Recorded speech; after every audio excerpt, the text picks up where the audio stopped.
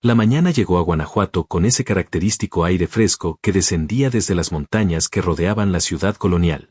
El padre José de Jesús Aguilar abrió las ventanas de su modesta habitación en la casa parroquial y respiró profundamente.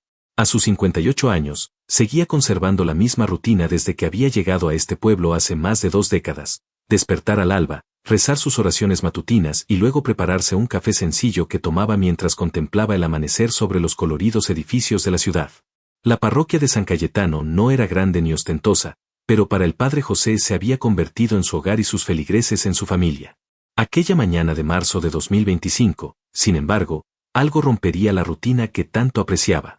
«Buenos días, padre», saludó doña Lupita, la mujer que se encargaba de la limpieza de la parroquia y que, a decir verdad, cuidaba de él como si fuera su propio hijo. Le llegó correspondencia. «Es raro, parece importante». El padre José tomó el sobre que le extendía doña Lupita.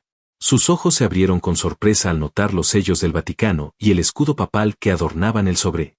«Gracias, Lupita», respondió, sin poder ocultar su desconcierto. Una vez solo, examinó cuidadosamente el sobre. Era pesado, de papel fino, y llevaba su nombre escrito con una caligrafía elegante: Reverendo Padre José de Jesús Aguilar. Sus manos, curtidas por el trabajo comunitario, temblaron ligeramente al abrirlo. Dentro encontró varias hojas escritas a mano. La primera comenzaba así: querido Padre José que la paz de Cristo esté contigo. Quien te escribe es simplemente Jorge Mario Bergoglio, un hombre como tú, que carga con sus propias dudas y debilidades, aunque el mundo me conozca como el Papa Francisco. El corazón del padre José dio un vuelco. Releyó el encabezado varias veces para asegurarse de que no estaba malinterpretando. Era una carta personal del Santo Padre, dirigida específicamente a él, un sencillo sacerdote de una pequeña parroquia en México. Se sentó lentamente en la vieja silla de madera frente a su escritorio, tratando de procesar lo que estaba ocurriendo. ¿Por qué el Papa le escribiría directamente a él? Continuó leyendo con creciente asombro.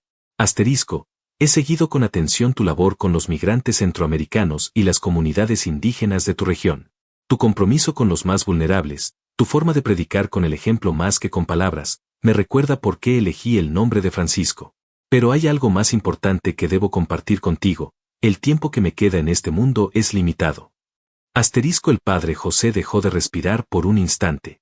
El Papa Francisco le estaba confesando que estaba muriendo. Según continuaba la carta, el pontífice explicaba que le habían diagnosticado una enfermedad terminal, información que aún no se había hecho pública. He decidido escribir personalmente a algunos sacerdotes cuya labor me ha inspirado. No busco consejo médico ni consuelo espiritual. Lo que busco es compartir algunas reflexiones que han ocupado mis pensamientos en estas últimas semanas, pensamientos que quizás solo pueda expresar ahora, cuando la cercanía de la muerte despoja de todo protocolo y formalidad. Las lágrimas comenzaron a nublar la vista del padre José. No tanto por la revelación sobre la salud del pontífice, sino por la humildad con la que se dirigía a él, como un hermano en la fe. Fuera de la pequeña oficina, el bullicio habitual de la parroquia continuaba. Se escuchaban las voces de los niños que asistían al catecismo, el repique de las campanas anunciando la misa de la mañana, los saludos de los feligreses que entraban a la iglesia. Pero dentro, el padre José había entrado en un espacio íntimo y sagrado, creado por las palabras de un hombre que, a pesar de su posición como líder de la Iglesia Católica, se presentaba ante él con total vulnerabilidad. Al pasar las páginas, el padre José descubrió que la carta no era una simple formalidad ni un reconocimiento a su trabajo. El Papa Francisco compartía dudas profundas sobre la fe, momentos de oscuridad espiritual que había enfrentado a lo largo de su vida, reflexiones sobre el papel de la Iglesia en un mundo cada vez más polarizado, y preguntas para las que ni siquiera él tenía respuestas claras. Era como si, ante la inminencia de su partida, el pontífice buscara despojarse de todas las capas institucionales para hablar de alma a alma con alguien que pudiera entender tanto sus certezas como sus incertidumbres. Un golpe en la puerta lo devolvió momentáneamente a la realidad. «Padre, la misa está por comenzar», informó el joven acólito Ramón, asomando apenas la cabeza. «Gracias, hijo. Estaré allí en un momento», respondió el padre José, guardando cuidadosamente la carta en el sobre. Se levantó y se dirigió al lavabo para refrescarse el rostro. Al mirarse en el pequeño espejo, notó que algo había cambiado en su expresión. Sentía el peso de lo que acababa de leer, pero también una extraña sensación de propósito. Mientras se colocaba la estola sobre sus hombros, se preguntó qué haría con esa carta. ¿Era un mensaje destinado únicamente a él? ¿O contenía reflexiones que deberían ser compartidas? Y sobre todo, ¿por qué él había sido uno de los elegidos para recibir estas confesiones finales del Papa Francisco? Con estos pensamientos, el padre José salió de su habitación hacia el altar, donde su comunidad lo esperaba. La misa de aquel día sería como cualquier otra para los asistentes, pero para él, nada volvería a ser igual después de esa carta que ahora guardaba celosamente en su escritorio. Lo que el padre José no podía imaginar era cómo aquellas palabras escritas desde Roma transformarían no solo su propia visión de la fe, sino la de todos aquellos a quienes su ministerio tocaba. Esa noche, después de que los últimos feligreses abandonaran la parroquia y el silencio envolviera el templo, el padre José regresó a su habitación. El sobre del Vaticano permanecía sobre su escritorio, como una presencia que alteraba la familiar atmósfera de su espacio personal. Encendió la lámpara de mesa, se sirvió un poco de té de manzanilla, y se dispuso a leer nuevamente la carta, esta vez con más calma. Las primeras páginas ya las había revisado esa mañana, pero ahora continuó con el resto del contenido. Lo que encontró lo dejó aún más conmovido que la revelación inicial sobre la enfermedad del Papa. Quizás te preguntes, querido José, ¿por qué he decidido escribirte a ti entre tantos sacerdotes en el mundo? La respuesta es simple y compleja a la vez. Hace unos meses, uno de mis colaboradores me mostró un artículo sobre tu trabajo con los migrantes que cruzan México, sobre cómo convertiste tu parroquia en un refugio cuando nadie más quería ayudarlos. Vi tu fotografía, con esa mirada que refleja tanto dolor vivido como esperanza inquebrantable, y reconocí en ti algo que yo también he buscado toda mi vida, la capacidad de ver a Cristo en los más olvidados. El padre José hizo una pausa. Recordaba vagamente que un periodista había visitado el albergue para migrantes que habían improvisado en el salón parroquial durante la crisis del año pasado, cuando cientos de familias centroamericanas quedaron varadas en Guanajuato. No imaginaba que aquella entrevista hubiera llegado hasta los ojos del Santo Padre. Retomó la lectura y lo que siguió lo dejó sin aliento. Pero hay algo más profundo que quiero compartir contigo. Algo que muy pocos saben, incluso dentro de los muros del Vaticano. A lo largo de mi vida, especialmente durante los años más difíciles en Argentina, he experimentado lo que los místicos llaman la noche oscura del alma. Momentos en que Dios parecía haberse alejado por completo, en que las oraciones rebotaban contra un cielo que se sentía vacío. El Papa Francisco procedía a relatar un episodio particularmente doloroso durante la dictadura militar argentina, cuando, siendo provincial de los jesuitas, no pudo salvar a 2 sacerdotes de su orden que fueron secuestrados, torturados y asesinados. Aquella noche, después de recibir la noticia de sus muertes, me encerré en la capilla y, por primera vez en mi vida, grité a Dios. Le reclamé su ausencia, su silencio ante tanto sufrimiento. Recuerdo haber golpeado el altar con mis puños hasta que sangraron. Y luego, el silencio. Un silencio tan profundo que parecía tragarse incluso el latido de mi corazón. Permanecí allí hasta el amanecer, vacío de palabras y de lágrimas. Lo que quiero que entiendas, José, es que esa noche no perdí la fe. La fe se transformó. Comprendí que creer no significa tener todas las respuestas, sino seguir caminando incluso cuando el sendero desaparece bajo tus pies. Muchos ven en el Papa a alguien que nunca duda, que tiene una línea directa con lo divino. La verdad es mucho más humana, más frágil y, paradójicamente, más hermosa. El padre José tuvo que detenerse varias veces durante la lectura. Nunca había imaginado que el pontífice, con su característica sonrisa y su aparente serenidad, hubiera atravesado crisis tan profundas de fe. Era como si, a través de estas palabras, el hombre detrás del título papal se revelara completamente. La carta continuaba con otras confesiones, momentos de duda durante decisiones cruciales para la Iglesia, noches de insomnio cuestionando si estaba interpretando correctamente lo que Dios esperaba de él, la soledad inherente a su posición. A veces, en medio de multitudes que me aclaman y besan mis manos como si tuviera algún poder especial, me siento como un impostor. Soy solo un hombre, José. Un hombre que ha cometido errores, que ha tomado decisiones equivocadas, que ha fallado a personas que confiaban en él. Y sin embargo, cada mañana, al despertar, sigo sintiendo ese llamado inexplicable, esa certeza de que, a pesar de mis limitaciones, Dios sigue utilizándome como instrumento. No porque sea especial, sino precisamente porque soy imperfecto. Mientras avanzaba en la lectura, el padre José comenzó a entender por qué esta carta había llegado a sus manos. No era solo un reconocimiento a su labor pastoral, era una invitación a ver la fe desde una perspectiva radicalmente honesta. El Papa estaba compartiendo con él no doctrinas ni dogmas, sino la experiencia humana y vulnerable de creer en medio de la incertidumbre. Hacia el final de la carta, el tono cambiaba. El Papa Francisco hablaba sobre su enfermedad, sobre cómo el diagnóstico terminal había traído una extraña paz a su vida. La cercanía de la muerte, querido amigo, es el mejor antídoto contra la hipocresía. Ya no tengo tiempo para preocuparme por lo que otros piensen de mí o de mis palabras. Solo me importa la verdad, por incómoda que sea. Y la verdad que he descubierto es que la Iglesia necesita menos dogma y más compasión, menos certezas y más preguntas, menos poder y más servicio. Te escribo porque intuyo que tú también has caminado por valles oscuros sin perder de vista la luz. Te escribo porque, desde esta habitación en el Vaticano que a veces se siente como una jaula dorada, reconozco en tu ministerio la esencia del Evangelio que tanto me ha costado mantener viva en estos pasillos de poder. La carta concluía con un pedido que dejó al padre José perplejo. No te pido que hagas pública esta carta.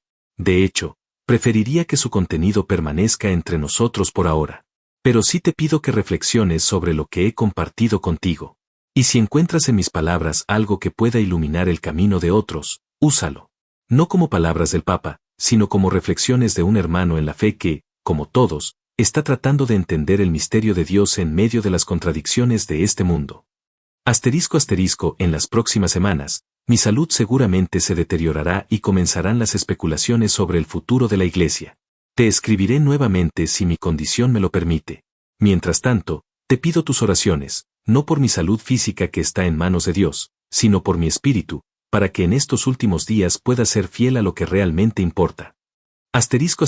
Con afecto fraternal en Cristo, Jorge Mario Bergoglio, Papa Francisco. El padre José dejó la carta sobre el escritorio y se quedó mirando al vacío. Afuera, la noche cubría Guanajuato con un manto de estrellas. Los sonidos de la ciudad habían disminuido, dejando solo el ocasional ladrido de un perro o el murmullo lejano de música. Se acercó a la ventana y contempló las luces de las casas que se extendían por las colinas. En cada una de ellas vivían personas con sus propias luchas, dudas y esperanzas. Personas que acudían a él buscando certezas cuando él mismo, como acababa de descubrir, compartía muchas de las mismas preguntas que el líder de la Iglesia Católica. La carta del Papa Francisco no contenía respuestas teológicas ni direcciones pastorales específicas. Era, en esencia, el testimonio de un hombre de fe enfrentando su propia mortalidad con una honestidad desarmante. Y sin embargo, el padre José sentía que esas palabras contenían una verdad más poderosa que cualquier encíclica oficial. ¿Qué debía hacer con esta carta? ¿Guardarla como un tesoro personal? ¿Compartir su esencia sin revelar su origen?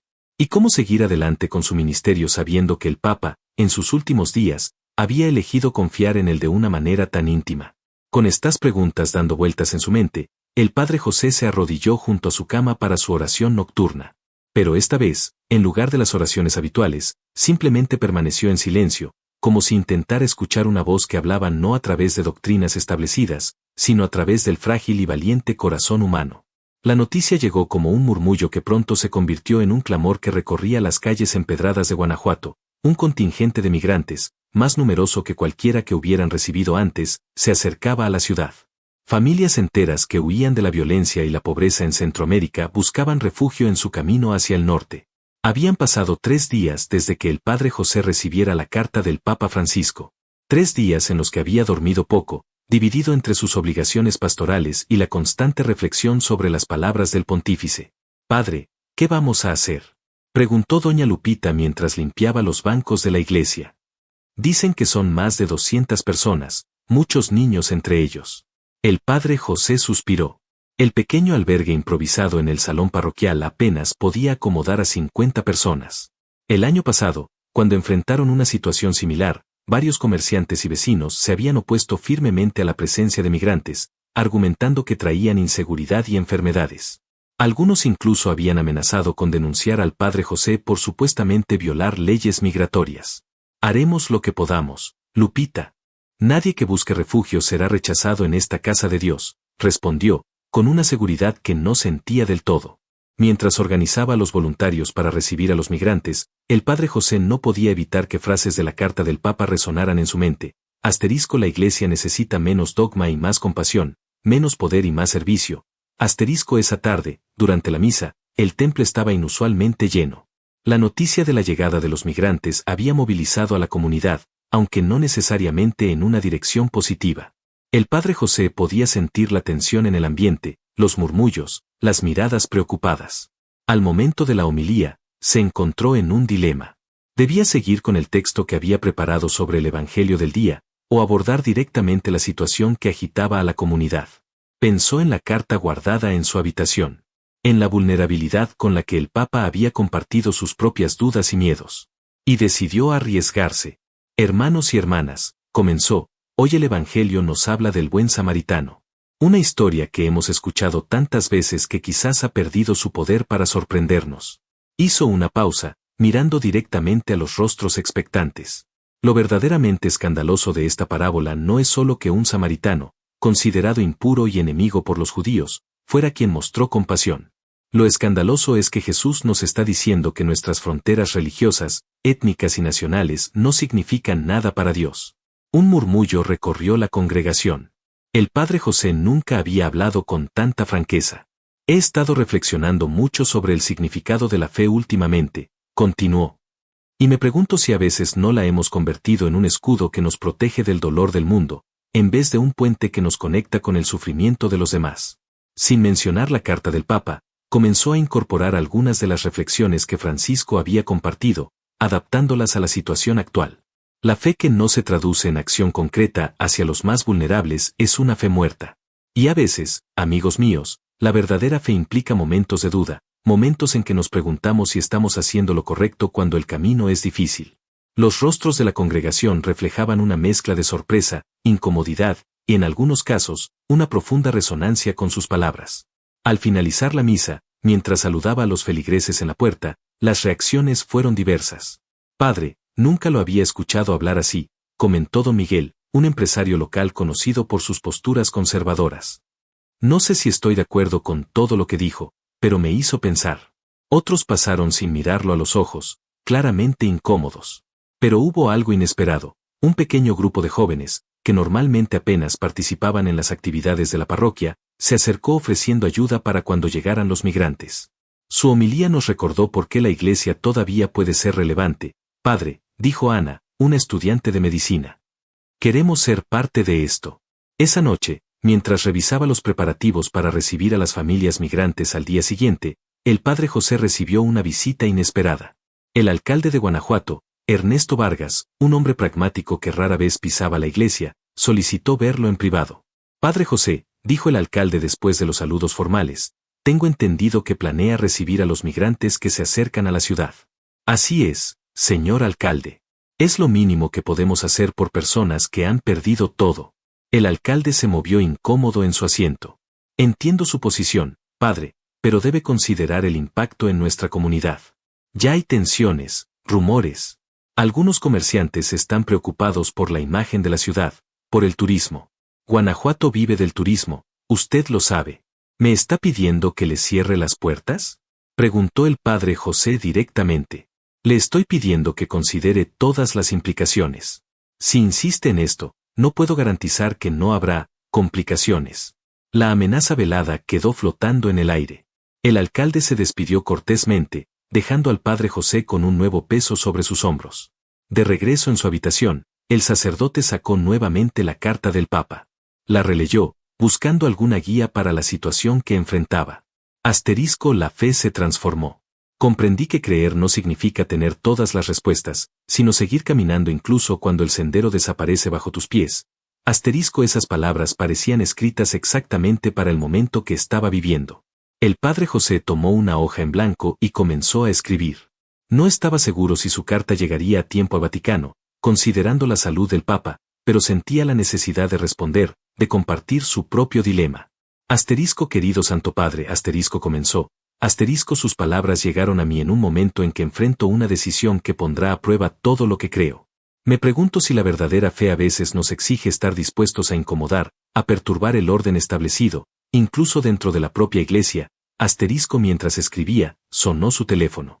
Era el padre Guillermo, de la diócesis de Ciudad de México, un viejo amigo de seminario. José, he oído rumores inquietantes, dijo Guillermo después de los saludos. ¿Es cierto que el Vaticano te ha contactado directamente? El padre José se quedó paralizado. ¿Cómo podía saberlo? ¿Por qué lo preguntas, Guillermo? Porque hay movimientos extraños. El nuncio apostólico ha estado haciendo averiguaciones sobre ti. Y sabes que eso solo ocurre cuando Roma está interesada en alguien, para bien o para mal. Un escalofrío recorrió la espalda del padre José. La carta del Papa era un secreto que debía proteger, pero al mismo tiempo, contenía verdades que podrían transformar la forma en que muchos entendían la fe. Guillermo, necesito verte. Hay algo que debo consultarte, pero no puedo hacerlo por teléfono. Ven a Ciudad de México lo antes posible. Te estaré esperando. Después de colgar, el padre José miró por la ventana hacia la ciudad que se extendía a sus pies. Mañana llegarían los migrantes, y ya podía anticipar la tormenta que se avecinaba. El alcalde presionando, algunos feligreses reticentes, otros dispuestos a ayudar, y ahora esta misteriosa atención desde la jerarquía eclesiástica. Se acercó al pequeño altar en su habitación y se arrodilló. Pero esta vez, en lugar de las oraciones formales, simplemente dejó que las palabras fluyeran desde su corazón confundido. Señor, susurró, nunca he estado tan inseguro del camino a seguir. Si esta carta es una bendición o una prueba, no lo sé.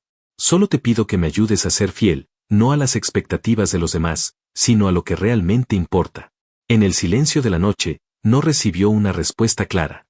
Pero recordó otra frase de la carta del Papa. La verdad que he descubierto es que la Iglesia necesita menos dogma y más compasión. Quizás ahí estaba la respuesta que buscaba.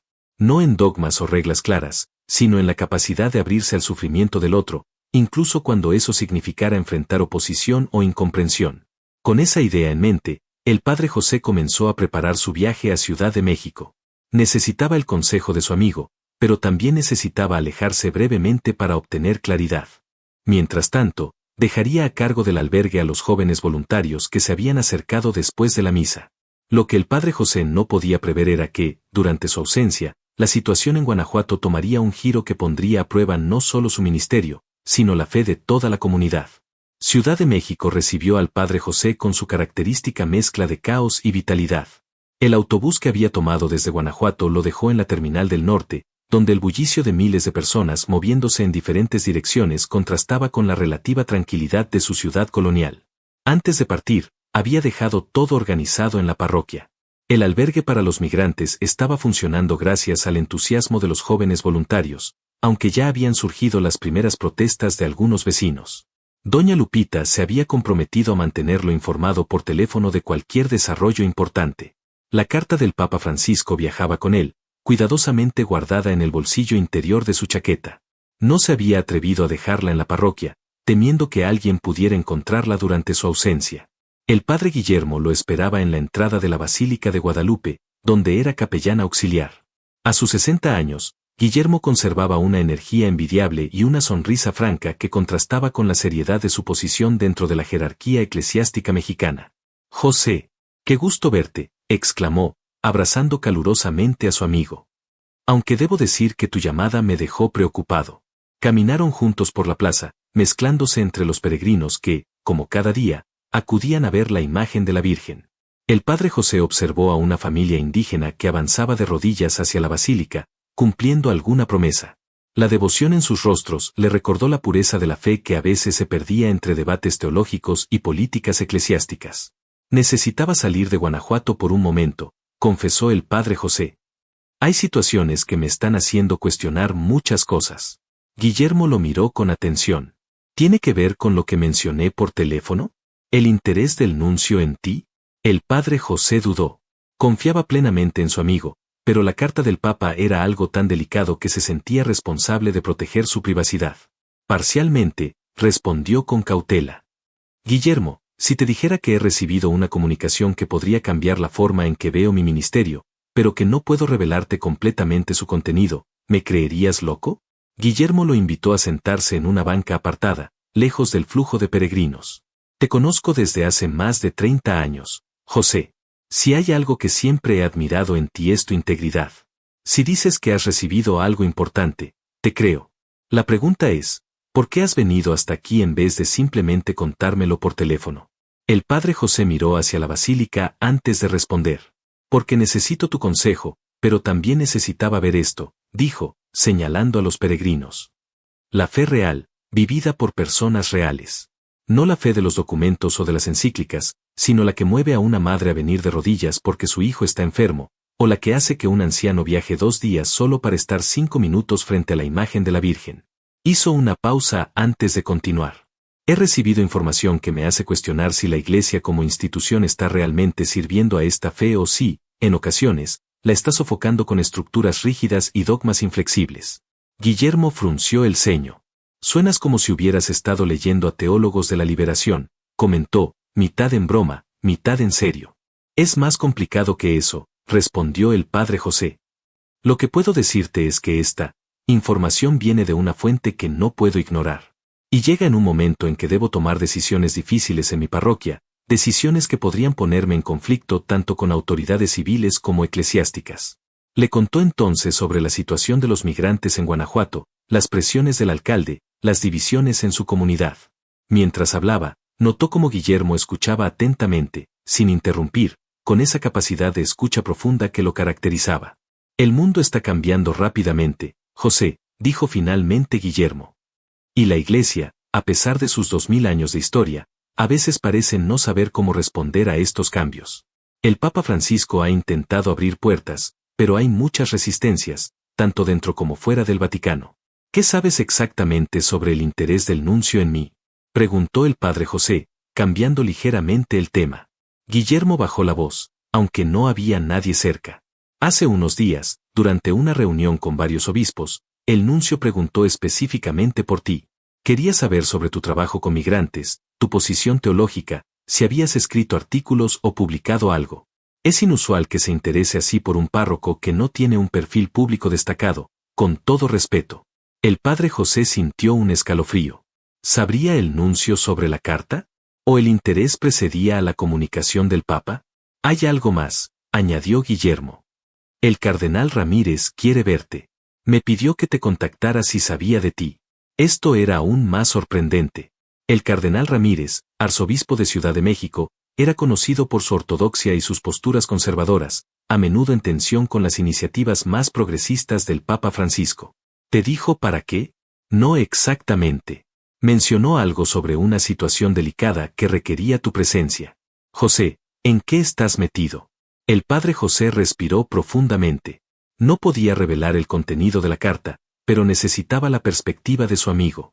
Guillermo, si tuvieras información que podría transformar la forma en que la gente entiende la fe, pero compartirla podría causar división o incluso escándalo, ¿qué harías? Guillermo lo miró fijamente, como si intentara leer entre líneas. Dependería de la naturaleza de esa información y de su fuente. Si realmente creyera que podría acercar a las personas a Dios, a pesar del costo inicial, consideraría compartirla. Pero tendría que estar muy seguro. Se levantó, indicando a José que lo siguiera. Vamos a caminar un poco. Necesito mostrarte algo. Dejaron la plaza y se dirigieron hacia una parte menos conocida del complejo religioso. Guillermo lo condujo a una pequeña capilla lateral donde apenas entraba la luz del sol. Dentro, una docena de personas, muchas de ellas con evidente aspecto de haber vivido en la calle, compartían una comida simple. Este es un comedor para personas sin hogar que comenzamos hace un año, explicó Guillermo. Sin permiso oficial, debo añadir. Utilizo fondos de donaciones personales y voluntarios que prefieren mantenerse anónimos. ¿El cardenal lo sabe?, preguntó el padre José, sorprendido por esta faceta desconocida de su amigo. Sospecha, pero prefiere no preguntar directamente. Verás, José, a veces debemos elegir entre seguir todas las reglas institucionales o servir directamente a quienes lo necesitan. No siempre se pueden hacer ambas cosas a la vez. Un hombre mayor se acercó a ellos. Su ropa estaba gastada, pero limpia, y sus ojos transmitían una dignidad que trascendía su condición material. Padre Guillermo, ¿quién es su amigo?, preguntó con una voz sorprendentemente culta. Don Ernesto, le presento al padre José de Guanajuato. José, don Ernesto era profesor universitario antes de que una serie de tragedias lo dejaran sin hogar. Intercambiaron saludos y el hombre regresó a su comida. El padre José observó cómo todos compartían no solo alimentos, sino conversaciones y risas. Era un espacio de comunidad auténtica, lejos de protocolos y formalidades. ¿Entiendes lo que quiero mostrarte?, preguntó Guillermo. A veces, la verdadera misión de la Iglesia ocurre en los márgenes, en espacios que no aparecen en los informes oficiales ni en las estadísticas que enviamos a Roma. El padre José asintió, sintiendo una conexión inmediata con las palabras de la carta del Papa. La iglesia necesita menos poder y más servicio. Al salir del comedor, Guillermo le dio una noticia inesperada. El cardenal quiere verte mañana a primera hora. He arreglado el encuentro. Mientras tanto, puedes quedarte en mi habitación en la residencia. Gracias, Guillermo. No sé qué haría sin tu ayuda. Esa noche, en la pequeña habitación de la residencia clerical, el padre José sacó nuevamente la carta del Papa. La releyó, buscando orientación para su encuentro con el cardenal del día siguiente. Su teléfono sonó, interrumpiendo sus pensamientos. Era Ana, una de las jóvenes voluntarias de Guanajuato. Padre, ha habido problemas, dijo, con voz agitada. Un grupo de vecinos bloqueó la entrada al albergue. Dicen que los migrantes están trayendo enfermedades. La policía vino, pero no hizo nada para dispersarlos. ¿Los migrantes están bien?, preguntó, sintiendo cómo la ansiedad crecía en su pecho. Sí, por ahora. Logramos entrar comida y agua por la puerta trasera. Pero la situación es tensa. El alcalde dio una entrevista en la radio local prácticamente culpándonos de crear un problema sanitario en la ciudad. El padre José cerró los ojos, sintiendo el peso de la responsabilidad. La situación en Guanajuato estaba escalando precisamente como había temido. Ana, escúchame con atención. Mañana temprano tengo una reunión importante aquí, pero tomaré el primer autobús de regreso después de eso. Mientras tanto, llama a estos números. Le dio los contactos de varios periodistas y activistas de derechos humanos con los que había trabajado en el pasado. La visibilidad mediática puede protegernos. Si esto se convierte en una noticia nacional, será más difícil para el alcalde actuar contra nosotros. Después de colgar, el padre José se arrodilló junto a la cama. La oración que surgió de sus labios no fue una fórmula aprendida, sino un grito sincero desde lo más profundo de su ser. Señor, me siento dividido entre tantas responsabilidades, entre lo que la iglesia espera de mí y lo que creo que tú esperas. Dame claridad, dame valor. Mientras oraba, una extraña paz comenzó a envolverlo. Recordó otro pasaje de la carta del Papa. Comprendí que creer no significa tener todas las respuestas, sino seguir caminando incluso cuando el sendero desaparece bajo tus pies. Quizás no necesitaba tener todas las respuestas ahora. Quizás solo necesitaba dar el siguiente paso con valor y autenticidad. Con ese pensamiento, se preparó para el encuentro del día siguiente con el cardenal Ramírez, consciente de que sería una conversación que podría cambiar el rumbo de su ministerio y, tal vez, de su vida. El Palacio Arzobispal de Ciudad de México imponía respeto con su arquitectura colonial y sus pasillos silenciosos que parecían absorber cualquier sonido. El padre José esperaba en una antesala decorada con retratos de antiguos arzobispos, hombres de mirada severa que parecían juzgarlo desde sus marcos dorados. Había dormido poco la noche anterior, dividido entre la preocupación por la situación en Guanajuato y la incertidumbre sobre esta reunión. El padre Guillermo lo había dejado en la entrada con un abrazo y palabras de ánimo, pero no podía acompañarlo al interior. Su eminencia lo recibirá ahora, anunció un joven sacerdote que fungía como secretario del cardenal. El despacho del cardenal Ramírez era amplio pero austero. Los únicos lujos visibles eran una biblioteca impresionante que cubría toda una pared y un crucifijo de plata sobre el escritorio. El cardenal, un hombre de 72 años con cabello cano perfectamente peinado y ojos penetrantes, se levantó para recibir al padre José. Padre Aguilar, gracias por venir con tan poca anticipación, dijo, con un tono cordial pero distante. Por favor, tome asiento. El padre José notó que no estaban solos. En un rincón de la oficina, sentado discretamente, había otro hombre vestido con el traje eclesiástico característico de la diplomacia vaticana. Permítame presentarle a Monseñor Bertelli, secretario del nuncio apostólico, añadió el cardenal, confirmando las sospechas del padre José. Los saludos fueron breves y formales. El padre José podía sentir la tensión en el ambiente, una sensación de que esta no era una reunión casual. Padre Aguilar, comenzó el cardenal, juntando las manos sobre el escritorio, hemos recibido informes sobre la situación en su parroquia. La cuestión de los migrantes es delicada, y aunque la posición de la Iglesia es clara en cuanto a la necesidad de asistir a los necesitados, también debemos considerar el contexto más amplio. El padre José asintió, manteniendo una expresión neutra mientras esperaba que el cardenal revelara el verdadero propósito de la reunión. Sin embargo, continuó Ramírez, no es exactamente por eso que le hemos pedido que venga. Monseñor Bertelli tiene algunas preguntas para usted. El diplomático vaticano se inclinó hacia adelante. Padre Aguilar, ¿ha recibido usted alguna comunicación directa del Vaticano en las últimas semanas? La pregunta, tan directa, confirmó los temores del padre José. De alguna manera, sabían o sospechaban sobre la carta del Papa. He recibido correspondencia oficial relacionada con asuntos parroquiales, como es habitual, respondió con cautela. ¿Hay alguna comunicación específica por la que debería preocuparme? Monseñor Bertelli y el cardenal intercambiaron una mirada breve. Padre, seré franco, dijo Bertelli. Tenemos información de que usted podría haber recibido una comunicación personal de su santidad. Si es así, es importante que entendamos el contexto y el contenido de dicha comunicación. El padre José sintió como su corazón se aceleraba. La carta descansaba en el bolsillo interior de su chaqueta, casi parecía arder contra su pecho. Con todo respeto, monseñor, si hubiera recibido una comunicación personal del Santo Padre, ¿no sería eso un asunto entre él y yo? El rostro del cardenal Ramírez se tensó visiblemente. Padre Aguilar, espero que entienda la seriedad de la situación. El Papa Francisco, como usted sabrá, ha estado enfrentando problemas de salud. En ese contexto, cualquier comunicación no oficial podría malinterpretarse o malutilizarse, añadió Bertelli. Hay sectores dentro y fuera de la Iglesia que podrían aprovechar cualquier declaración sacada de contexto para promover agendas particulares. El padre José comprendió entonces. No estaban preocupados por él o por los migrantes en Guanajuato. Estaban preocupados por el contenido de la carta y las posibles repercusiones si se hacía público.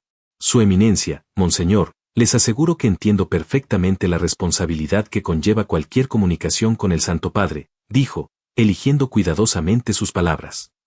Si hubiera recibido tal honor, lo trataría con el máximo respeto y discreción. El cardenal Ramírez lo miró fijamente, como evaluando su sinceridad.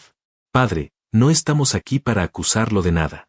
Solo queremos asegurarnos de que cualquier mensaje del Santo Padre sea entendido en su contexto adecuado, dentro de la tradición y el magisterio de la Iglesia. Dentro de la tradición y el magisterio de la Iglesia. El padre José reconoció la frase como un código para mantener el control institucional sobre cualquier mensaje potencialmente disruptivo. Entiendo perfectamente, su eminencia. Hubo un silencio prolongado. Finalmente, el cardenal cambió ligeramente de estrategia. Hablemos de su parroquia, padre. Hemos oído que está enfrentando dificultades con las autoridades locales debido a su apoyo a los migrantes. El padre José aprovechó la oportunidad para hablar de algo concreto. Así es. Estamos proporcionando refugio y asistencia básica a familias que huyen de la violencia en Centroamérica. Desafortunadamente, el alcalde y algunos sectores de la comunidad se oponen a nuestra labor. La Iglesia apoya plenamente la asistencia humanitaria, intervino Bertelli. Sin embargo, debemos ser prudentes para no involucrarnos en asuntos políticos que puedan comprometer la misión espiritual de la Iglesia. El padre José sintió una oleada de indignación que intentó controlar. Con todo respeto, monseñor, ¿no es precisamente esa separación artificial entre lo espiritual y lo humano la que a veces nos aleja de los más necesitados? Como dijo el Papa Francisco, debemos ser una iglesia que sale a las periferias, que se mancha con el barro de las calles. Notó cómo la expresión del cardenal se endurecía aún más al escuchar la cita. El Santo Padre tiene un estilo particular de expresarse, dijo Ramírez con tono medido. Pero sus palabras deben interpretarse siempre dentro del marco doctrinal establecido. La reunión continuó por casi una hora más. El padre José respondió a preguntas sobre su formación teológica, sus opiniones sobre diversos temas eclesiales, y sus planes para el albergue de migrantes. Era evidente que estaban evaluándolo, buscando determinar hasta qué punto podría representar un desafío para la estructura institucional. Finalmente, el cardenal dio por terminada la entrevista. Agradecemos su tiempo, padre Aguilar, dijo, levantándose. Le pedimos que mantenga esta conversación en estricta confidencialidad. Y si en algún momento considera que necesita orientación sobre cómo interpretar o responder a cualquier comunicación que pueda haber recibido, estamos a su disposición. El mensaje era claro, estaban vigilando, y esperaban conformidad. Al salir del palacio arzobispal, el padre José se encontró con Guillermo esperándolo en la plaza. ¿Cómo fue?, preguntó su amigo, preocupado por su expresión sombría. Exactamente como esperábamos. Saben o sospechan sobre la carta, y están preocupados por lo que podría contener o por cómo podría usarla. Se sentaron en una banca bajo la sombra de un árbol. El padre José le resumió la reunión, omitiendo cualquier mención directa al contenido de la carta. José, esto es serio, dijo Guillermo después de escucharlo. El cardenal Ramírez es conocido por su ortodoxia. Si cree que representas una amenaza para el orden establecido, podría causarte problemas significativos. Lo sé. Pero hay algo más importante en juego aquí, Guillermo. Sacó la carta del bolsillo y la sostuvo sin abrirla. Esto contiene verdades que podrían liberar a muchas personas de una fe basada en el miedo o en estructuras rígidas. Verdades sobre la humanidad de la fe, sobre las dudas como parte del creer auténtico. ¿Debo guardar silencio solo para proteger mi posición o la comodidad institucional? Guillermo miró la carta con una mezcla de curiosidad y preocupación. No te pido que me muestres su contenido, dijo. Pero debes considerar todas las implicaciones. Si realmente es tan importante como dices, quizás debas encontrar una forma de compartir su esencia sin comprometer su fuente o sin exponerte directamente. El teléfono del padre José sonó. Era Ana nuevamente, con noticias urgentes desde Guanajuato. Padre, la situación está empeorando. Anoche intentaron incendiar la parte trasera del albergue. Nadie resultó herido, pero los migrantes están atemorizados. Algunos quieren continuar su viaje aunque no estén en condiciones. Y hay rumores de que el alcalde planea enviar inspectores de salubridad mañana para clausurar el lugar. El padre José sintió como la ansiedad y la rabia se mezclaban en su interior. Voy para allá inmediatamente. Ana, contacta a los periodistas que te mencioné. Y llama al padre Miguel de la parroquia vecina, pídele que venga a dar apoyo moral. Después de colgar, miró a Guillermo con determinación. Tengo que volver. Esto ya no es solo sobre la carta o sobre mí. Hay vidas reales en riesgo. Guillermo asintió. Ve. Y sé prudente, pero también valiente. A veces, José, la verdadera fidelidad a la Iglesia requiere desafiar a aquellos que confunden la institución con el mensaje. Antes de separarse, Guillermo le dio un último consejo. Considera cómo podrías compartir la esencia de lo que has recibido sin necesariamente revelar su origen. A veces, la verdad tiene más impacto cuando se presenta como una reflexión personal que cuando viene con el peso de la autoridad. En el autobús de regreso a Guanajuato, el padre José pasó las horas reflexionando. La crisis con los migrantes, la presión del alcalde, las amenazas veladas del cardenal y Monseñor Bertelli, todo confluía en un momento crucial que exigía una decisión. Recordó las palabras del Papa en su carta, la cercanía de la muerte es el mejor antídoto contra la hipocresía. Ya no tengo tiempo para preocuparme por lo que otros piensen de mí o de mis palabras. Solo me importa la verdad, por incómoda que sea. Al llegar a Guanajuato, la noche había caído sobre la ciudad. Desde la terminal de autobuses podía ver la parroquia de San Cayetano iluminada en la colina. Su hogar, su comunidad, el lugar donde había entregado más de 2 décadas de su vida. Caminó rápidamente hacia la parroquia, donde un grupo de jóvenes voluntarios lo recibió con evidente alivio. Padre, qué bueno que volvió, dijo Ana. Han estado llamando constantemente del municipio, amenazando con clausuras y multas. Los vecinos que se oponen al albergue han organizado una protesta para mañana. El padre José observó el salón parroquial convertido en albergue. Familias enteras compartían colchonetas en el suelo, niños dormían en los brazos de sus madres, ancianos con rostros marcados por el cansancio del viaje. Rostros humanos, no estadísticas ni problemas políticos. ¿Has contactado a los periodistas? Preguntó. Sí, vendrán mañana para cubrir la situación. También llamé a organizaciones de derechos humanos. Dicen que pueden enviar observadores. El padre José asintió, satisfecho con la iniciativa de los jóvenes. Esa noche, en la soledad de su habitación, tomó una decisión.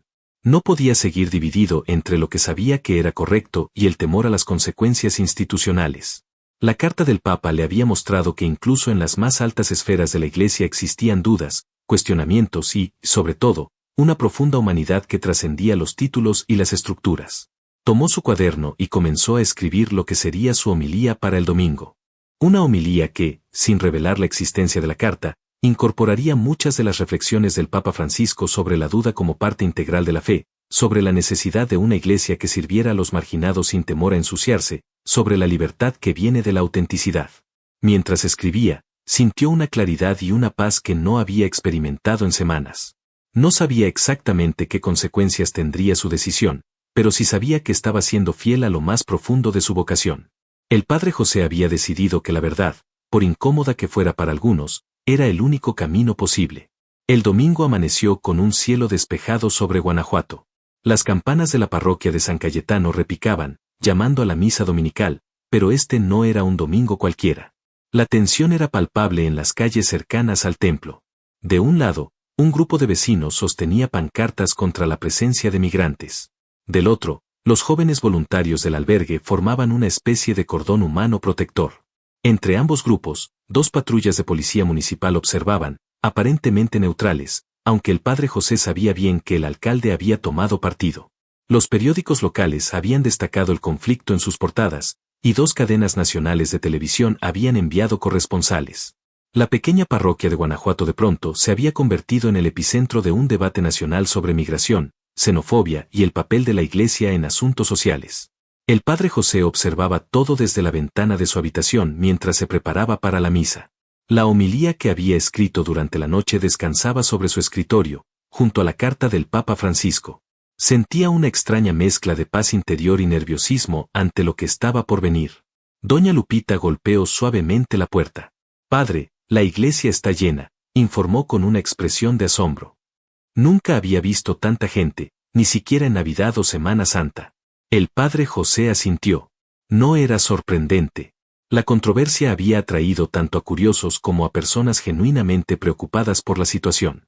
¿Están los migrantes seguros?, preguntó. Sí, padre. Los jóvenes los están protegiendo en el albergue. Algunos quisieron venir a misa, pero les dijimos que mejor esperaran. Por su seguridad. Al salir hacia el altar, el padre José notó inmediatamente los rostros desconocidos. Periodistas que pretendían pasar desapercibidos, activistas de derechos humanos, políticos locales. También vio a don Miguel, el empresario conservador, sentado en primera fila con expresión desafiante, y al fondo, discretamente, a 2 sacerdotes de la diócesis que normalmente no asistían a su parroquia. La misa comenzó como siempre, con los rituales y oraciones habituales. Pero cuando llegó el momento de la homilía, un silencio expectante cubrió la iglesia. El padre José subió al púlpito llevando consigo solo un pequeño papel donde había anotado algunas ideas clave. El resto saldría de su corazón.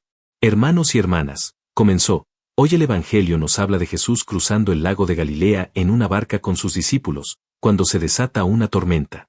Los discípulos, aterrorizados, despiertan a Jesús gritando, «Maestro, ¿no te importa que perezcamos?». Y Jesús, después de calmar la tormenta, les pregunta, ¿por qué tienen miedo? ¿Aún no tienen fe? Hizo una pausa, mirando directamente a la congregación. Durante muchos años, interpreté este pasaje como una lección sobre la confianza absoluta en Dios. Sobre la necesidad de una fe que excluye el miedo y la duda. Hoy quiero compartir con ustedes una interpretación diferente, más humana, más real. Notó cómo algunos se movían incómodos en sus asientos, especialmente los 2 sacerdotes del fondo. Quizás la lección no es que debemos tener una fe perfecta, sin dudas ni temores. Quizás la verdadera lección es que la fe auténtica incluye el miedo, incluye la incertidumbre, incluye momentos en que gritamos a Dios, no te importa que perezcamos. Sin mencionar la carta, comenzó a incorporar reflexiones que el Papa Francisco había compartido con él. La fe verdadera no es una respuesta que elimina todas las preguntas. Es la valentía de seguir haciendo preguntas incluso cuando las respuestas no son evidentes. Es la fuerza para mantenerse en el camino incluso cuando el sendero desaparece bajo nuestros pies. Vio cómo algunos rostros se iluminaban con reconocimiento, como si estuviera poniendo palabras a experiencias que ellos mismos habían vivido pero que nunca habían escuchado articuladas desde el púlpito. En mi propia vida como sacerdote, continuó, he experimentado noches oscuras del alma. Momentos en que Dios parecía haberse alejado, en que mis oraciones parecían rebotar contra un cielo vacío. Y durante mucho tiempo me sentí culpable por esas dudas, como si fueran una traición a mi vocación. Su voz adquirió más fuerza. Pero hoy quiero decirles que esos momentos de duda, de cuestionamiento, son parte integral del camino de fe. No son fallas que debemos ocultar, sino experiencias humanas que pueden profundizar nuestra comprensión de Dios y de nosotros mismos. Mientras desarrollaba estas ideas, conectándolas con la situación actual de los migrantes y la respuesta de la comunidad, podía sentir cómo la tensión en el ambiente se transformaba en algo diferente. Algunos lloraban silenciosamente, otros asentían con una expresión de profundo reconocimiento. La iglesia que Cristo fundó no fue una institución de certezas inflexibles, sino una comunidad de buscadores imperfectos. No fue un refugio para los perfectos, sino un hospital para los heridos. Y todos nosotros, sin excepción, cargamos heridas, dudas, miedos. Los dos sacerdotes del fondo se miraron entre sí con expresiones preocupadas. El padre José sabía que sus palabras llegarían pronto a oídos del cardenal Ramírez y probablemente hasta el Vaticano. Pero ya no le importaba.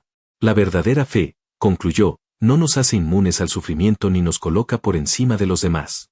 Nos hace más humanos, más compasivos, más conscientes de nuestra fragilidad compartida. Y es precisamente desde esa fragilidad, no desde una falsa seguridad, desde donde podemos tender la mano a quienes más sufren, como nuestros hermanos migrantes que solo buscan una vida digna para sus familias. Al terminar la homilía, hubo un silencio profundo antes de que estallara un aplauso espontáneo de gran parte de la congregación. Otros permanecieron en silencio, visiblemente incómodos o pensativos. El resto de la misa continuó, pero algo había cambiado en el ambiente. Las palabras del padre José, inspiradas por las reflexiones del Papa Francisco, habían tocado algo profundo en muchas personas. Al finalizar, mientras saludaba a los feligreses en la puerta, recibió tanto abrazos emocionados como miradas de reproche. Don Miguel, el empresario conservador, se acercó con expresión seria. «Padre, no estoy seguro de estar de acuerdo con todo lo que dijo hoy», comentó. «Pero me hizo pensar en mi propia fe de una manera que nunca había considerado. Y sobre los migrantes, tal vez he sido demasiado duro en mi postura». Otros se acercaron con comentarios similares. La homilía parecía haber abierto un espacio para conversaciones más honestas, más allá de las posturas polarizadas que habían dominado el debate. Los periodistas intentaron abordarlo con preguntas sobre la controversia del albergue, pero el padre José los dirigió hacia Ana y los otros jóvenes voluntarios, que podían hablar directamente sobre la situación humanitaria. De regreso en su oficina, el padre José recibió una llamada que cambiaría el curso de los eventos. Era el padre Guillermo desde Ciudad de México. «José, ¿has visto las noticias?», preguntó con voz urgente. «He estado en misa toda la mañana. ¿Qué sucede?». El Vaticano acaba de emitir un comunicado. La salud del Papa Francisco se ha deteriorado gravemente. Está hospitalizado en condición crítica. El padre José sintió como si el suelo se moviera bajo sus pies. Aunque sabía por la carta que la salud del pontífice estaba en declive, la realidad de su inminente partida lo golpeó con una fuerza inesperada. «Los canales de televisión no hablan de otra cosa», continuó Guillermo. «Hay vigilias de oración organizándose en todo el mundo. Y, José, el cardenal Ramírez ha convocado una rueda de prensa para esta tarde. No sé qué planea decir, pero dado tu encuentro con él, creo que deberías estar preparado». Después de colgar, el padre José encendió el pequeño televisor en su oficina. Todas las cadenas mostraban imágenes del Vaticano y del hospital donde el Papa estaba internado. Comentaristas y expertos analizaban el posible futuro de la Iglesia, las facciones dentro del colegio cardenalicio, las políticas que podrían cambiar o continuar. En medio de esa avalancha de especulaciones, el padre José pensó en el hombre detrás del título, en Jorge Mario Bergoglio enfrentando su propia mortalidad con la valentía y honestidad que había mostrado en su carta. Ana entró a la oficina sin llamar, con expresión de urgencia. «Padre, hay algo que debe ver». Lo condujo al salón parroquial donde estaba instalado el albergue. Para su sorpresa, encontró a don Miguel, el empresario conservador, junto con otros comerciantes locales que antes se habían opuesto a los migrantes. Estaban distribuyendo comida, ropa y artículos de higiene. Después de su homilía, vinieron a ofrecer ayuda, explicó Ana. «Dicen que quieren ser parte de la solución, no del problema». El padre José observó la escena con asombro. Algo había cambiado. Las palabras inspiradas por la carta del Papa estaban teniendo un efecto concreto, transformando corazones de maneras inesperadas. Esa tarde, mientras la comunidad se unía en una vigilia de oración por el Papa Francisco, llegó la noticia de que el alcalde había cancelado la inspección sanitaria programada para el albergue. La presión mediática y el cambio en la opinión de algunos ciudadanos influyentes habían hecho efecto. El padre José se retiró a su habitación, exhausto pero con una extraña sensación de paz. Sacó la carta del Papa y la releyó una vez más. Ahora entendía mejor por qué había sido elegido para recibirla. No era solo por su trabajo con migrantes, sino porque Francisco había visto en él a alguien capaz de traducir reflexiones teológicas profundas en acciones concretas que transformaran vidas reales. Su teléfono sonó. Era un número desconocido con prefijo internacional. Diga, respondió con cautela. ¿Padre José de Jesús Aguilar? Preguntó una voz con acento italiano. Habla el cardenal Stefano Mazzoni, secretario personal de Su Santidad el Papa Francisco. El padre José contuvo la respiración. Su Santidad me ha pedido que lo contacte personalmente, continuó el cardenal. A pesar de su condición, está lúcido y quería asegurarse de que recibiera un mensaje. Habrá una segunda carta en camino para usted. Una carta que, según sus instrucciones, debe ser abierta solo después de su fallecimiento. El padre José se sentó lentamente, abrumado por la noticia. Cardenal Mazzoni, ¿puedo preguntarle cómo está realmente el Santo Padre? Hubo un breve silencio al otro lado de la línea. Los médicos dicen que es cuestión de días, quizás horas, respondió el cardenal con voz quebrada. Pero su espíritu está en paz. Me pidió que le dijera que ha estado siguiendo los acontecimientos en su parroquia a través de las noticias internacionales. Está profundamente conmovido por cómo usted ha puesto en práctica las reflexiones que compartió. El padre José no pudo contener las lágrimas. Por favor, dígale que sus palabras han cambiado vidas aquí, que su valentía para compartir sus propias dudas y su visión de una iglesia más humana está dando frutos. Se lo diré, prometió el cardenal. Y padre Aguilar, prepare su corazón. La segunda carta contiene instrucciones específicas para usted. Instrucciones que podrían tener un impacto significativo en la iglesia y en cómo las personas entienden la fe. Después de colgar, el padre José permaneció inmóvil, contemplando el crucifijo en la pared de su habitación. Afuera, las campanas de la parroquia comenzaron a sonar, llamando a la vigilia por el Papa. La televisión seguía transmitiendo imágenes de fieles reunidos en la plaza de San Pedro y en iglesias de todo el mundo.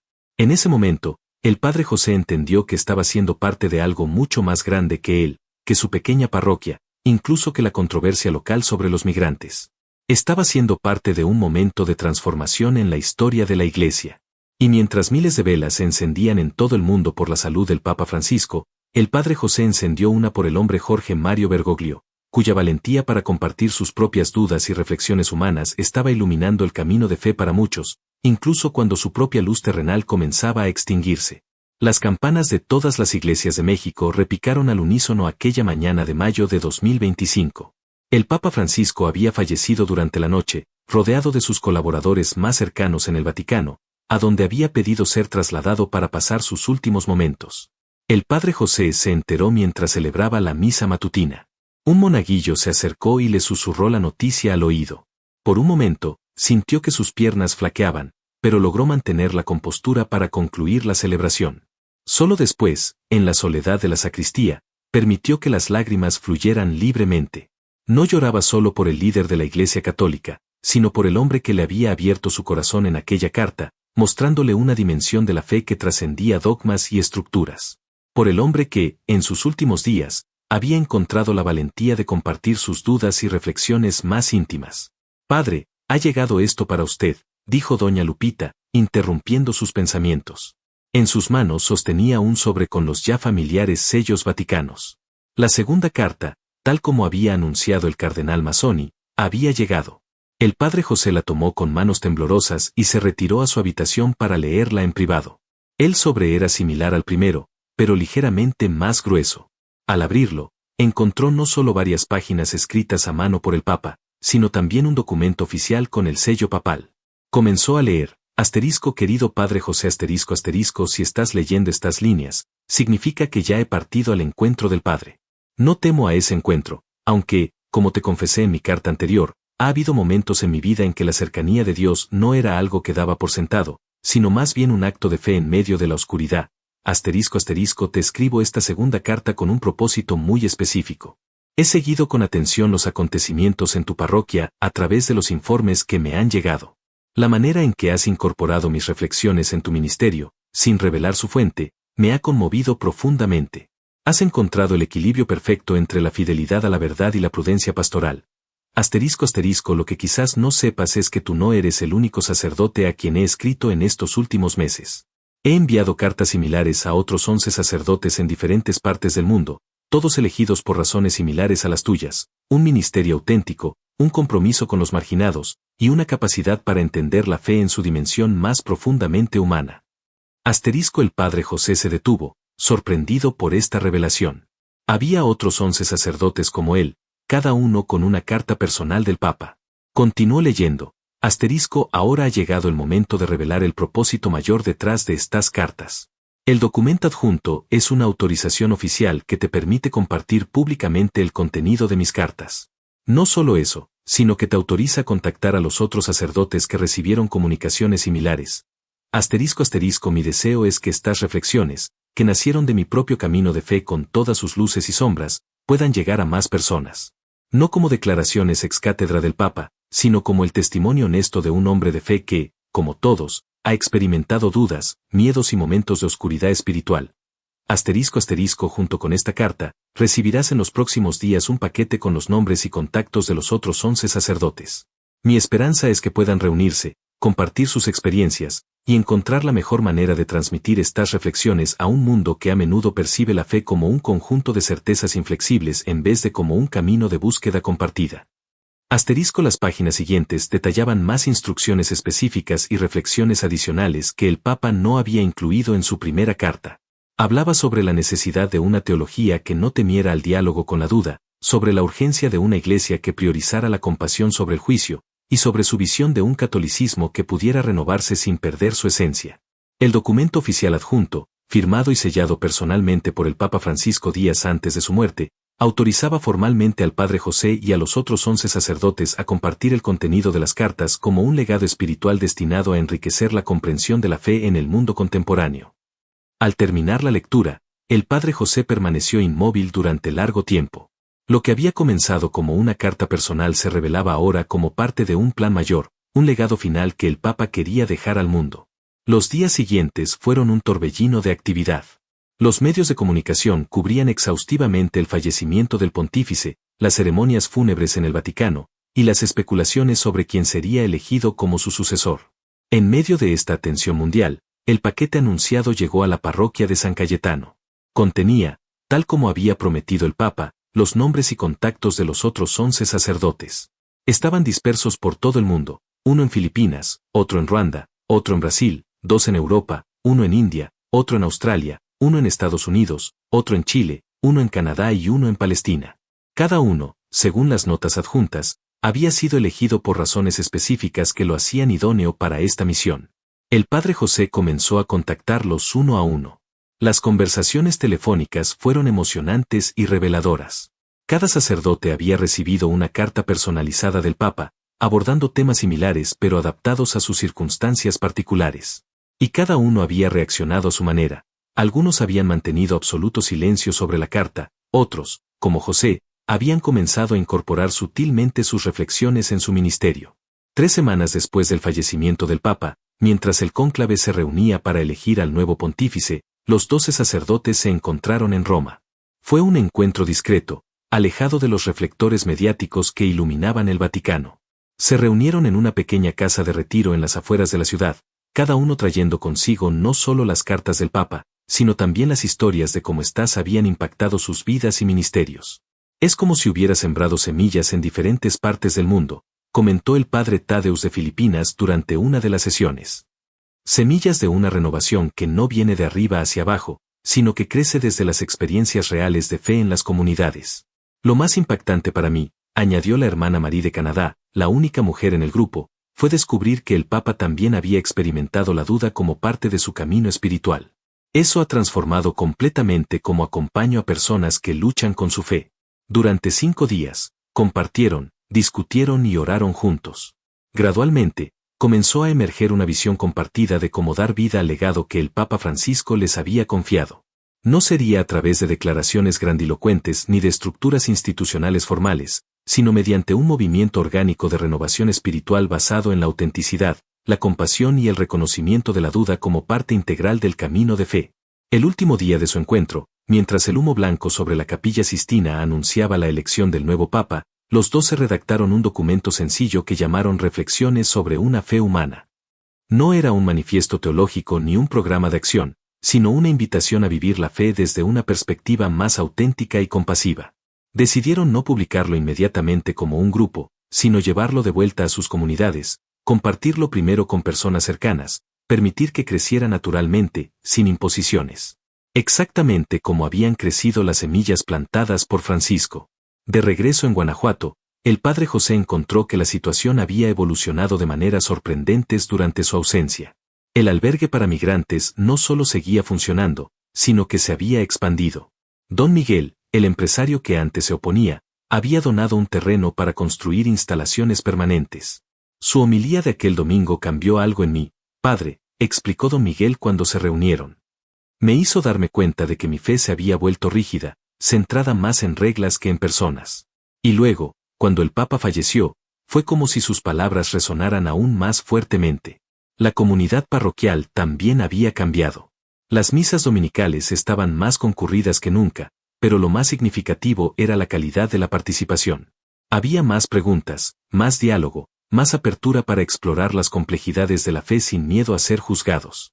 Un domingo, 6 meses después del fallecimiento del Papa Francisco, el padre José finalmente compartió con su comunidad la existencia de las cartas. No reveló todos los detalles, respetando la intimidad de algunas reflexiones, pero sí explicó cómo el Papa, en sus últimos días, había querido dejar un legado de fe auténtica y humana. Lo que el Papa Francisco nos enseñó a través de estas cartas, dijo durante su homilía, no fue un nuevo dogma ni una doctrina revolucionaria. Fue algo mucho más simple y a la vez más profundo, que la fe verdadera no elimina las preguntas, sino que nos da la valentía para vivirlas, que la duda no es lo contrario de la fe, sino a menudo el camino hacia una fe más profunda, y que una iglesia que teme mancharse las manos con el sufrimiento humano no es fiel a su fundador, que nació en un establo y murió en una cruz. La respuesta fue abrumadora. Muchos lloraron, reconociendo en estas palabras sus propias luchas espirituales. Otros sintieron como si una carga se levantara de sus hombros, la carga de pretender tener todas las respuestas, de no poder admitir sus dudas por temor a ser considerados malos creyentes.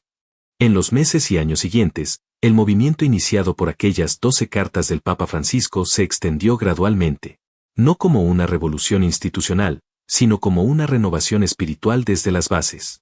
Las reflexiones sobre una fe humana circularon de parroquia en parroquia, de comunidad en comunidad, a veces enfrentando resistencia, pero más a menudo encontrando resonancia en corazones sedientos de una espiritualidad más auténtica.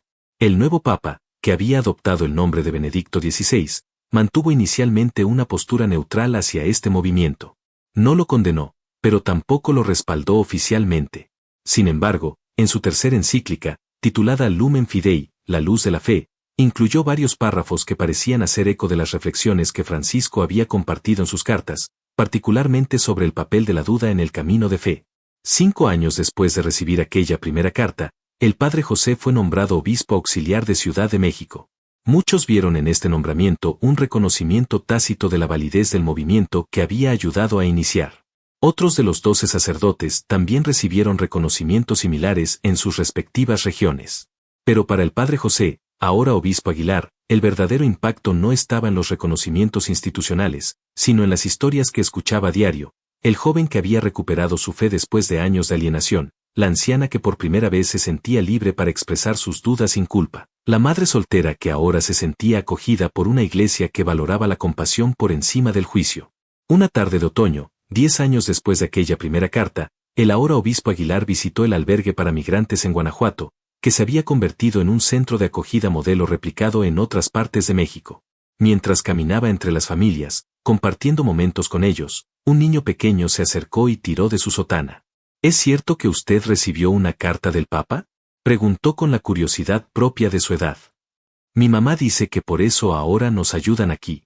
El obispo Aguilar se arrodilló para estar a la altura del niño.